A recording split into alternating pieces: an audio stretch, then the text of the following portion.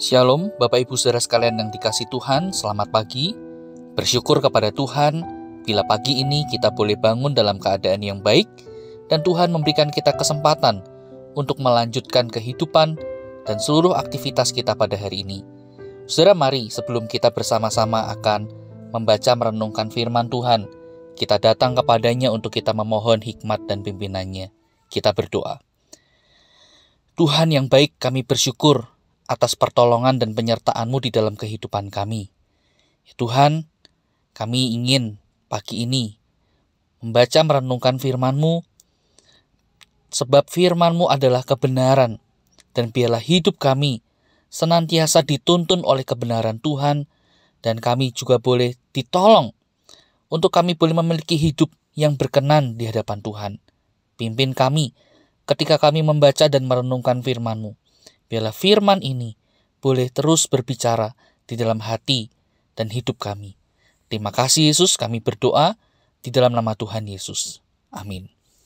Bapak Ibu yang dikasihi Tuhan, kita akan melanjutkan perenungan kita. Pada hari ini kita tiba dalam bagian 2 Raja-Raja, pasal yang ke-14, ayat yang ke-23 sampai dengan ayat yang ke-29, lalu dilanjutkan dengan pasal 15 ayat yang ke-8 sampai dengan ayat ke-31. Nah, namun saudara, saya ingin ajak kita membaca dari pasal 14 ayat 23 dan 24 saja. Demikian firman Tuhan. Dalam tahun ke-15 zaman Amasya bin Yoas, Raja Yehuda, Yerobeam anak Yoas, Raja Israel, menjadi raja di Samaria. Ia memerintah 41 tahun lamanya. Ia melakukan apa yang jahat di mata Tuhan. Ia tidak menjauh dari segala dosa Yerobeam bin Nebat yang mengakibatkan orang Israel berdosa pula. Sampai di sini kita membaca firman Tuhan. Nah, saudara sekalian kasih Tuhan, saudara mungkin pernah mendengar sebuah peribahasa yang berbunyi, gajah mati meninggalkan gading, harimau mati meninggalkan belang, manusia mati meninggalkan nama. Nah, saudara, peribahasa tadi sesungguhnya hendak mengungkapkan bagaimana seorang manusia itu akan diingat dari perbuatannya, baik ataupun buruk perbuatannya, dari jasa-jasanya, atau bahkan juga dari kesalahan-kesalahan yang ia pernah lakukan, meskipun seseorang itu sudah tiada. Nah, saudara, saya rasa peribahasa tadi tepat untuk menggambarkan bagian Alkitab yang menjadi perenungan kita pada hari ini. Di mana, saudara, kalau kita membaca lebih lanjut keseluruhannya, kita akan ketemu dengan kisah dari berbagai macam raja Israel. Ada yang bernama Yerobeam bin Yoas, Zakaria anak Yerobeam, Salum, Menahem bin Gadi, Pekahya anak Menahem, Pekah bin Remalia. Saudara, kalau kita amati raja-raja ini yang diungkapkan dalam kisah ini, maka kita akan menemukan ada satu kesamaan di antara raja-raja tadi. Nah, apa itu, saudara? Yaitu mereka melakukan apa yang jahat di mata Tuhan. Dan, ini catatan yang menarik, mereka berbuat dosa seperti yang dilakukan oleh Yerobeam bin Nebat.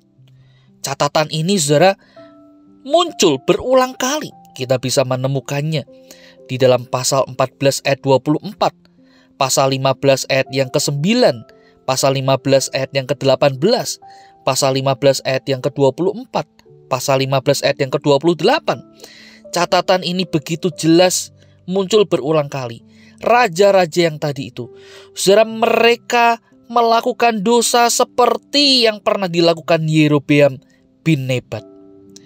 Dan akibatnya pun juga diungkapkan dengan jelas.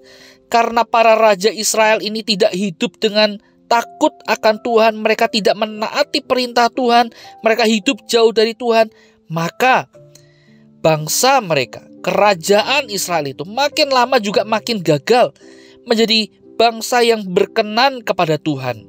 Dan pada akhirnya kita juga melihat bagaimana Tuhan pun tidak segan di dalam mendidik mereka dengan penghukumannya. Nah, saudara, dari berbagai macam kisah ini Apa yang bisa kita pelajari?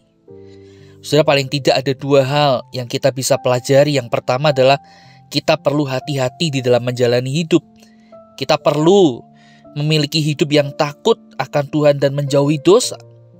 Sebab saudara, bukan tidak mungkin dosa-dosa yang kita perbuat malah menjadi contoh bagi generasi-generasi yang ada di bawah kita. Sama seperti yang Alkitab tadi ungkapkan. Alkitab catat bahwa ketika Yerobeam bin Nebat melakukan dosa dan pelanggaran, dia hidup jauh dari Tuhan.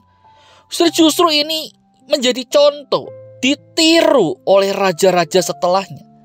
Dosa Yerobeam bin Nebat, saudara, kita juga melihat tidak hanya mencelakakan dirinya sendiri, tetapi juga generasi-generasi yang ada di bawahnya. Oleh karena itu, saudara, kita perlu hati-hati di dalam menjalani hidup. Takut akan Tuhan, jauhi dosa. Jangan sampai, saudara, kita pada akhirnya mencontohkan atau bahkan mewariskan dosa, hal-hal yang buruk pada generasi yang ada di bawah kita.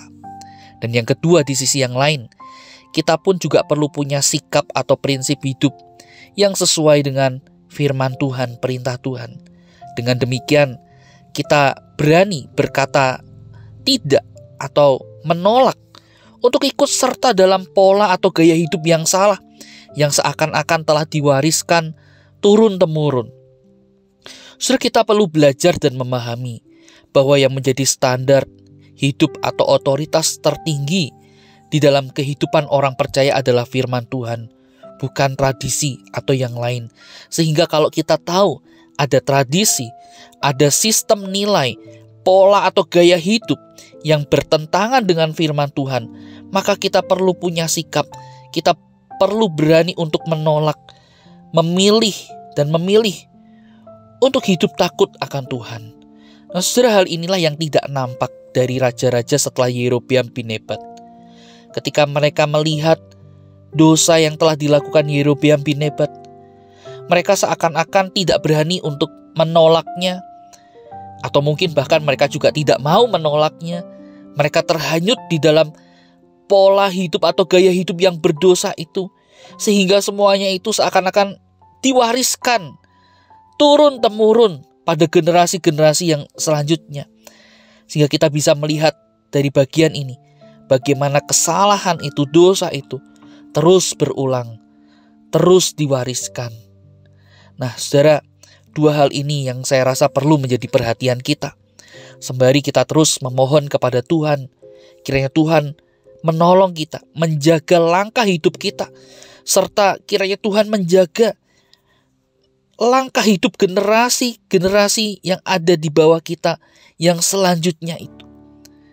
Sehingga biarlah hidup kita, hidup generasi-generasi kita yang selanjutnya boleh menjadi sikap atau perbuatan yang memuliakan Tuhan, yang menyenangkan hati Tuhan dan berkenan di hatinya. Kiranya Tuhan menolong kita. Mari kita berdoa. Bapa, kami mengucap syukur untuk firman yang boleh menegur, yang boleh mengingatkan kami bagaimana kami harus mewaspadai sikap hidup kami. Kami perlu untuk berhati-hati, untuk hidup seturut dengan apa yang menjadi kehendak Tuhan, hidup takut akan Tuhan, sehingga itu boleh menjadi contoh, menjadi teladan bagi generasi kami yang selanjutnya, sehingga kami tidak mewariskan dosa atau kesalahan, melainkan kami mewariskan iman yang murni. Sehingga dengan demikian hidup mereka pun juga boleh menjadi hidup yang berkenan di hati Tuhan, memuliakan Tuhan. Tuhan, tolong jaga langkah hidup kami, jaga hati kami. Kiranya Tuhan yang memimpin, menguasainya dengan kebenaran-Mu. Terima kasih Yesus, kami berdoa di dalam nama Tuhan Yesus. Amin. Selamat pagi, Tuhan Yesus memberkati kita sekalian.